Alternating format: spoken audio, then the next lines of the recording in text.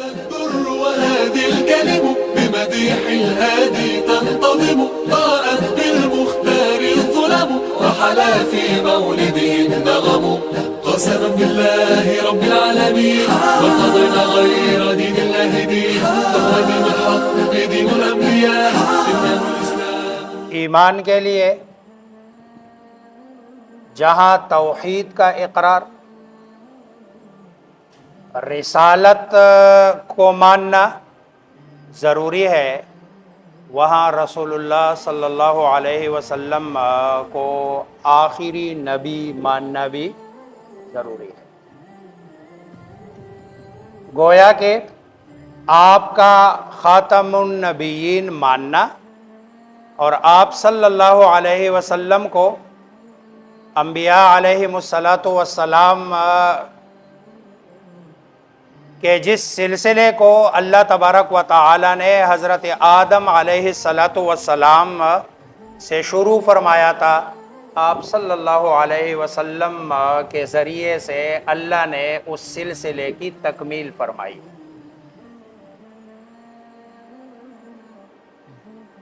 اور ختم نبوت کا جو کاز ہے،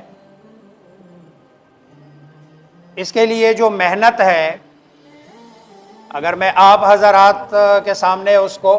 2 جملوں میں بیان کر دوں کہ رسول اللہ صلی اللہ علیہ وسلم کے زمانے سے لے کر، یعنی آپ کا پورا زمانہ، اور حضرت ابوبکر صدیق رضی اللہ تعالی عنہ کے مسیلمہ کذاب کے مقابلے میں لڑائی تک، اس پورے عرصے میں صحابہ کرام رضوان اللہ تعالی علیہم اجمعین جنہوں نے جانی قربانی دی، یعنی انہوں نے دین کے لیے اپنی جانیں قربان کی ہے، وہ 259 ہے. اور جو کافر مارے گئے ہیں اس پورے عرصے میں وہ 759 ہے. گویا کہ مسلمانوں سے دین کے لیے جو قربانی لی گئی ہے وہ 259 بندوں کی آپ صلی اللہ علیہ وسلم کی پوری زندگی میں لی گئی ہے. لیکن مسیلمہ کذاب جس نے جھوٹے نبوت کا دعویٰ کیا تھا، حضرت ابوبکر صدیق رضی اللہ تعالی عنہ نے جو لشکر بھیجا تھا، حضرت خالد ابن ولید رضی اللہ تعالی عنہ کی قیادت میں، اس میں 1200 صحابہ کرام رضوان اللہ تعالی علیہم اجمعین شہید ہوئے. گویا کہ ختم نبوت کے کاز کے لیے صحابہ کرام کی جو قربانی ہے وہ 1200 بندوں کی ہے، اور دوسری طرف اس سے قبل جو دین کے لیے قربانی ہے ختم نبوت کے علاوہ وہ 259 کی ہے. اور ان 1200 میں 700 ایسے صحابہ کرام رضوان اللہ تعالی علیہم اجمعین شہید ہوئے کہ جو قرآن کریم کے مکمل حافظ تھے. اور یہی سے پھر صحابہ کرام رضوان اللہ تعالی علیہم اجمعین خصوصاً حضرت عمر رضی اللہ تعالی عنہ کو یہ اندیشہ ہوا کہ کہیں اس طرح جو صحابہ کرام میں قراء صحابہ کی شہادتیں ہوتی رہی، کہیں ایسا نہ ہو کہ سارے صحابہ جو قراء ہے وہ سارے دنیا سے چلے جائے، اور پھر قرآن کریم جو دلوں میں اور سینوں میں محفوظ ہے وہ کہیں ہمارے پاس باقی نہ رہے. اس لیے حضرت عمر رضی اللہ تعالیٰ عنہ نے اس کے بعد حضرت ابوبکر صدیق رضی اللہ تعالیٰ عنہ سے درخواست کی کہ اب قرآن کریم کو کتابی شکل میں مرتب کر لیا جائے. تو خاتم النبیین یعنی ختم نبوت یہ ہمارے دین کا بنیادی عقیدہ ہے، اور ہمارا ایمان ہے اس بات پر کہ رسول اللہ صلی اللہ علیہ وسلم اللہ تبارک و تعالی کے آخری نبی اور رسول ہے. آپ صلی اللہ علیہ وسلم کے بعد نہ کوئی رسول آنے والا، نہ کوئی نبی آنے والا. آپ پر نبوت کا جو سلسلہ اللہ تبارک و تعالی نے حضرت آدم سے جس کی ابتدا کی تھی آپ پر اللہ تبارک و تعالی نے اس کی تکمیل کر دی۔ قرآن کریم میں تقریباً 100 آیات ایسی ہے کہ جو آپ صلی اللہ علیہ وسلم کے ختم نبوت پر دلیل ہے۔ البتہ کہیں کوئی آیت ایسی ہے کہ جو اشارۃ النص یعنی نص کا اشارہ بتاتا ہے، کبھی دلالت النص، کبھی نص کی دلالت ہوتی ہے اس معنی پر ختم نبوت پہ، کبھی اقتضاء النص یعنی نص کا تقاضا ہوتا ہے۔ جیسے مثلا کوئی بندہ کہتا ہے کہ بھائی آپ کا اور اس کا آپس میں آپ کا رشتہ کیا ہے، تو بندہ کہتا ہے کہ بھائی یہ میرا بیٹا ہے، یہ میرا، اب بیٹا ہونا یہ دلالت النص ہے، لیکن اس آدمی کا باپ ہونا یہ اقتضاء النص ہے۔ اس بات سے دیکھو دو باتیں ثابت ہو گئی، ایک تو یہ ہے کہ اس کا بیٹا ہونا، یہ تو بالکل صراحت کے ساتھ اس کے الفاظ سے یہ بات ثابت ہو گئی، لیکن دوسری بات ساتھ میں یہ ثابت ہو رہی ہے کہ یہ جو بندہ کہہ رہا ہے یہ میرا بیٹا ہے، اس کے بیٹے ہونے کا تقاضا یہ ہے کہ یہ اس کا باپ ہے، حالانکہ اس نے یہ جملہ کہا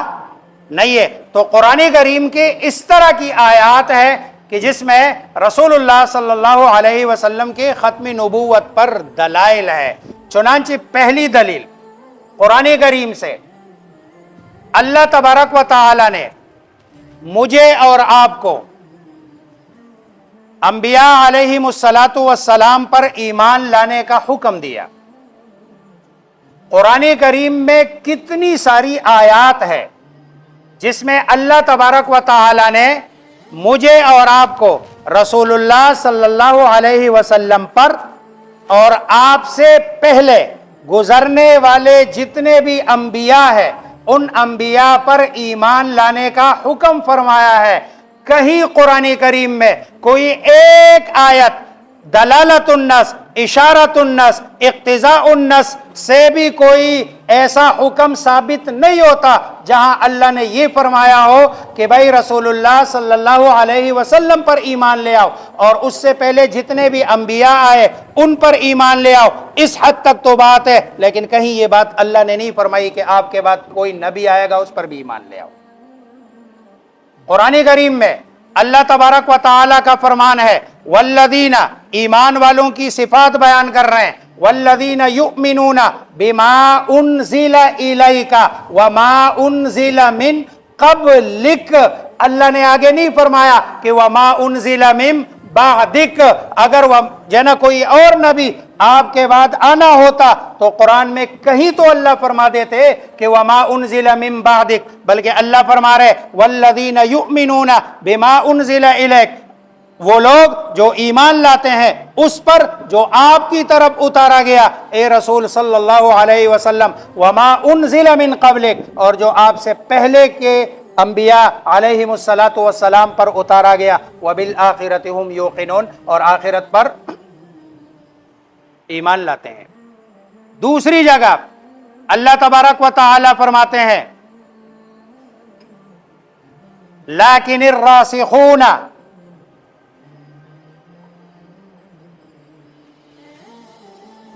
قرآن کریم میں تیسرے پارے میں اللہ تبارک و تعالی فرماتے ہیں لیکن الراسخون فی العلم منہم والمؤمنون بما انزل الیک وما انزل من قبلک۔ رسوخ فی العلم، جو علم میں رسوخ رکھتے ہیں وہ لوگ، اور والمؤمنون، ایمان والے، کون سے ایمان والے؟ بما انزل الیک، اس پر جو آپ پر نازل ہوا ایمان لاتے ہیں، اور اس پر جو آپ سے پہلے انبیاء علیہم الصلاۃ والسلام پر تورات ہے، زبور ہے، انجیل ہے، صحائف ابراہیمی ہے، ان سب پر ایمان لاتے ہیں۔ یہاں بھی اللہ تبارک و تعالی نے وما انزل من بعدک نہیں فرمایا۔ تیسری جگہ اللہ تبارک و تعالی فرماتے ہیں کذالک یوحی الیک وإلی الذین من قبلک، اسی طرح وحی کی آپ کی طرف اور ان لوگوں کی طرف جو آپ سے پہلے ہے، اب آپ کے بعد اب دیکھو یہ قرآن کریم کے اشارات بتا رہے ہیں کہ اللہ تبارک و تعالی نے آپ سے پہلے انبیاء علیہم الصلاۃ والسلام کو بھیجا، لیکن آپ کے بعد کسی نبی کو نہیں بھیجنا۔ دوسری بات، یہ جو قرآن کی آیت ہے ما کان محمد ابا احد من رجالکم ولکن رسول اللہ وخاتم النبیین، یہ جو لفظ خاتم ہے، خاتم، قرآن کریم میں اللہ تبارک و تعالی نے یہ لفظ 7 مرتبہ استعمال کیا ہے۔ میں وہ 7 مرتبہ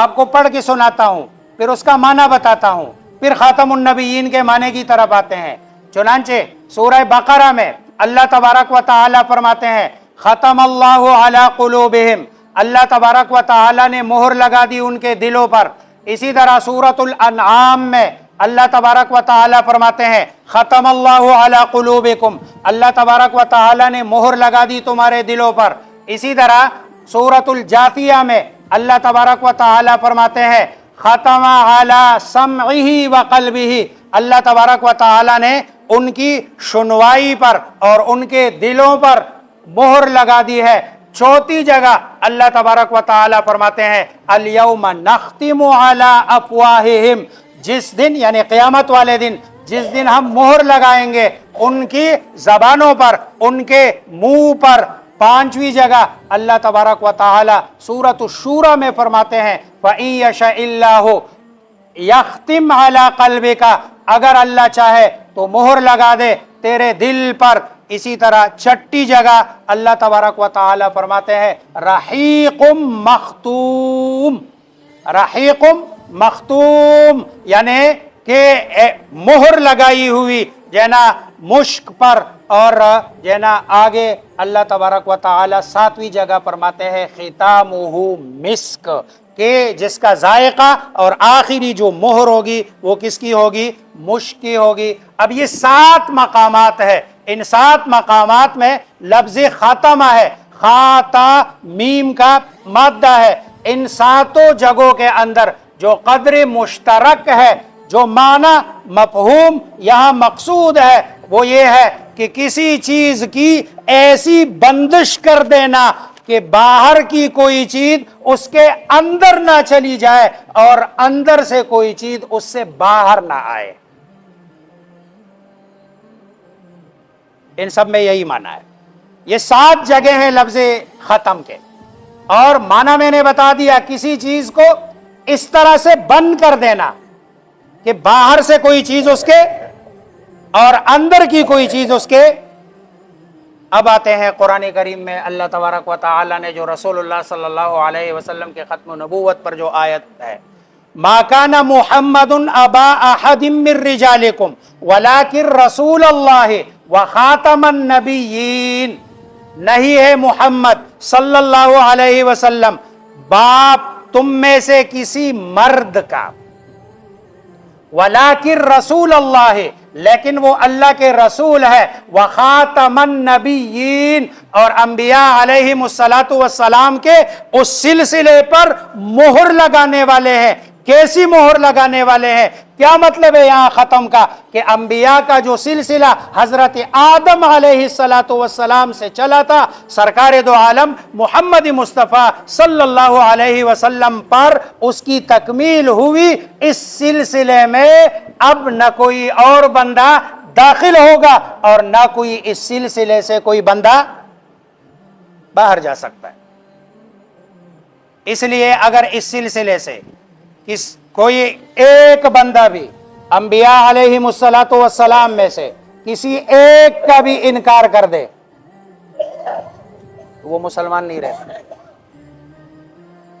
بعینہ ہی اسی طرح اس سلسلے میں اگر کوئی بندہ کسی ایک بندے کو بھی کسی بھی صورت میں، چاہے نبی مانے نعوذ باللہ، چاہے رسول مانے، چاہے ذلی نبی مانے، چاہے بروزی مانے، کسی بھی صورت میں اس کو نبی صلی اللہ علیہ وسلم اور انبیاء کے سلسلے میں داخل کر دے وہ بھی مسلمان نہیں رہتا۔ چنانچہ اس آیت کے تفسیر میں خود رسول اللہ صلی اللہ علیہ وسلم فرماتے ہیں کہ ما کان محمد ابا احد من رجالکم ولکن رسول اللہ وخاتم النبیین، آپ صلی اللہ علیہ وسلم نے فرمایا انہ سیکون بعدی 30 کذابون، ان قریب میرے بعد 30 بندے ایسے آئیں گے جو جھوٹے ہوں گے، کذاب ہوں گے، کلہم یزعم انہ نبی، ہر ایک کا دعویٰ یہ ہوگا کہ وہ نبی ہے اللہ کا۔ الا آگاہ رہو، سنو، لا نبی انا خاتم النبیین، میں انبیاء علیہم الصلاۃ والسلام کے سلسلے پر مہر لگانے والا ہوں، لا نبی بعدی، میرے بعد کسی نبی نے نہیں آنا۔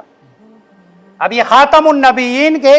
تفسیر میں خود رسول اللہ صلی اللہ علیہ وسلم فرماتے ہیں انا خاتم النبیین، اس کی تفسیر کیا ہے؟ لا نبی بعدی، میرے بعد کسی نبی نے نہیں آنا۔ آپ صلی اللہ علیہ وسلم کا فرمان ہے، میری مثال اور باقی انبیاء علیہم الصلاۃ والسلام کی مثال ایسی ہے کہ جیسے ایک عمارت ہے، عمارت کو بنانے والا اس میں اینٹیں لگاتا رہتا ہے، اینٹیں ساری لگا دی، عمارت مکمل ہو گئی، کمپلیٹ ہو گئی، ایک اینٹ کی جگہ خالی ہے۔ دیکھنے والے دیکھتے ہیں بہت شاندار عمارت ہے، بہترین عمارت ہے، دور دور سے لوگ اس عمارت کو دیکھنے کے لیے آتے ہیں، لیکن جب وہ دیکھتے ہیں پوری عمارت کو تو کاریگر کی کاریگری کی تعریف کرتے ہیں کہ بہترین عمارت بنائی، لیکن جب اس ایک جگہ پہ پہنچتے ہیں جہاں اینٹ کم ہے تو وہ کہتے ہیں کاریگر نے کاریگری تو بڑی شاندار کی ہے، بہترین کی ہے، لیکن اس ایک اینٹ کی جگہ اس نے خالی رکھ کے اس پورے سلسلے میں یعنی عمارت میں گویا کہ اس نے ایک عیب لگایا ہے۔ آپ صلی اللہ علیہ وسلم فرماتے ہیں وہ جو ایک اینٹ ہے، جو خالی جگہ ہے، وہ میں ہوں، انا اللبنہ، میں ہی وہ اینٹ ہوں، اور پھر آگے فرماتے ہیں انا خاتم النبیین، اس عمارت کی جو رسالت کی اللہ تبارک و تعالی نے بنائی تھی اس عمارت کی تکمیل میں نے کی ہے، اور لا نبی بعدی، میرے بعد اب کسی نبی نے، عمارت مکمل ہو گئی اور یہ نا ساری چیزیں بنا دی گئی ہے۔ اب اس لیے تو رسول اللہ صلی اللہ علیہ وسلم نے قیامت سے جتنا ڈرایا ہے، آپ نے فرمایا آنا، میں، اور قیامت کا جو دن ہے، قیامت کا جو منظر ہے، یہ بالکل ایسے ہی ہے، قریب قریب، کیونکہ رسول اللہ صلی اللہ علیہ وسلم یہ بتانا چاہ رہے کہ نبوت کا جو سلسلہ اللہ نے شروع کیا تھا، جو سٹیج سجایا گیا تھا، اب ظاہری بات ہے سٹیج پہ جو آخری مقرر ہوتا ہے، جو چیف گیسٹ ہوتا ہے، اس کے بعد پھر سٹیج کو کیا کیا جاتا ہے؟ ختم کیا جاتا ہے، ہٹا دیا جاتا ہے، اس سے پہلے اس کو سجایا جاتا ہے، بنایا جاتا ہے، پھر جو نا ایک ایک کر کے گیسٹ آتے ہیں، مہمان آتے ہیں، ایک آتا ہے بات کرتا ہے، دوسرا آتا ہے، تیسرا آتا ہے، چوتھا آتا ہے، لیکن جب چیف گیسٹ آئے اور وہ اپنی بات پوری کر لے، اس کے بعد پھر سٹیج کو جو نا بالکل ختم کر دیا جاتا ہے۔ یہ دنیا بھی ایک سٹیج ہے جو اللہ تبارک و تعالی نے سجایا، انبیاء علیہم الصلاۃ والسلام آتے رہے، آپ صلی اللہ علیہ وسلم اس جنا معاملے کے اسٹیج کے چیف گیسٹ تھے، آخری جنا نبی تھے۔ آپ صلی اللہ علیہ وسلم کے آنے سے وہ سلسلہ ختم، اب قیامت نے آنا ہے اور ہم نے اسی کا انتظار کرنا ہے۔ بہرحال جنا رسول اللہ صلی اللہ علیہ وسلم کے ختم نبوت پر ایمان لانا یہ ہمارے ایمان کا جز ہے۔ جو بندہ اللہ کی توحید پر ایمان نہیں لاتا وہ مسلمان نہیں، جو رسول اللہ صلی اللہ علیہ وسلم کی رسالت پر ایمان نہیں لاتا جیسے وہ مسلمان نہیں، اسی طرح رسول اللہ صلی اللہ علیہ وسلم کو اگر اللہ کا آخری نبی نہیں مانتا اور آخری نبی نہیں مانتا بلکہ آپ کے بعد دوسرے انبیاء علیہم الصلاۃ والسلام یا کسی اور نبی کے بارے میں بھی، کسی جھوٹے کے بارے میں بھی اس کا خیال ہے، تو آپ صلی اللہ علیہ وسلم اور اہل سنت والجماعت کا یہ اور صحابہ کرام کا یہ اجماعی عقیدہ ہے کہ وہ بندہ جو نا مسلمان نہیں ہے۔ اسی لیے ختم نبوت کا جو عقیدہ ہے، جیسے آپ کی رسالت پر ایمان ضروری، اسی طرح ختم نبوت پر بھی جو ہے نا ضروری ہے۔ اللہ تبارک و تعالی فرماتے ہیں الیوم اکملت لکم دینکم واتممت علیکم نعمتی۔ اس نعمت کی تفسیر میں سب علماء نے لکھا ہے کہ یہاں نعمت سے مراد رسول اللہ صلی اللہ علیہ وسلم کی ختم نبوت ہے، کہ وہ جو نعمت والا سلسلہ اس کو جس کی ابتدا کی تھی، اللہ تبارک و تعالی نے رسول اللہ صلی اللہ علیہ وسلم پر اس کو کامل کر دیا۔ اور ہمیں فخر ہے اس بات پر کہ ہم خاتم النبیین محمد مصطفیٰ صلی اللہ علیہ وسلم کے امتی ہے، اور آپ صلی اللہ علیہ وسلم سے ہمارا تعلق ہے، اور آپ صلی اللہ علیہ وسلم کے ماننے والے ہیں، فالور ہے۔ صحیح معنوں میں اللہ تبارک و تعالی ہمیں آپ صلی اللہ علیہ وسلم کا امتی بنا دے۔ اللہ مجھے آپ سب کو سمجھنے عمل کرنے کی توفیق عطا فرمائے۔